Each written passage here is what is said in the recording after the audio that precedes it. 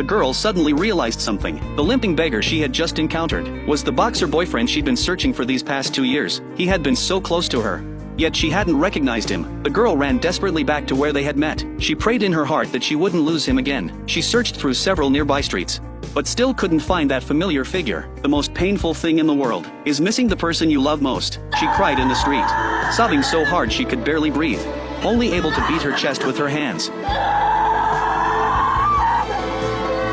Their first meeting was in a small guardroom. The boy used to be a professional boxer who loved watching boxing matches. Just then, a girl sat down beside him and handed him some snacks. The girl acted like an old friend, saying she had prepared a surprise today and specially brought him his favorite seaweed rolls. The boy felt confused because he didn't know the strange girl at all. He observed her carefully and realized the girl had vision problems. 누구세요? 할아버지는요? 오늘 그만두셨는데. 근데 그건 왜 받으셨어요?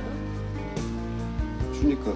The girl smiled awkwardly. She explained that she often came here with her grandfather to watch TV, not knowing that her grandfather had already left his job. The boy determined that the girl was indeed blind. After apologizing, the girl was about to leave. It happened to be raining outside. The boy felt worried about her and suggested she come in to watch TV for a while and wait for the rain to stop. The girl took out her snacks again. The boy selected a channel she liked to listen to. The girl listened intently to the TV program. The boy was only interested in boxing matches and found this program too boring, not sure what else to do.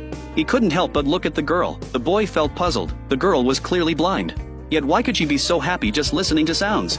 He became interested in this girl. The perceptive girl seemed to sense this. The boy immediately turned his head away, then remembered the girl couldn't see. He quietly observed her again. Soon the rain stopped. To express her gratitude, the girl left the seaweed rolls for the boy. Before leaving, the girl reminded him to remember to water the night-blooming jasmine, saying she would come back to check. The boy looked toward the corner and discovered there really was a pot of night-blooming jasmine. Despite staying in the guardroom, he had never noticed it. After returning home, the boy eagerly tasted the seaweed rolls the girl had left. When he thought of the girl, he couldn't help but smile, beginning to look forward to their next meeting. Although the girl couldn't see, she had a very optimistic personality and didn't give up on life because of her blindness. Every time she successfully got downstairs, she would say thank you to the elevator. The girl worked as customer service at a company. This position was a hard one for her. Whenever she encountered difficult customers, she would always smile and patiently help solve their problems. Because of her disability, her supervisor would occasionally take liberties with her. She could only choose to endure it,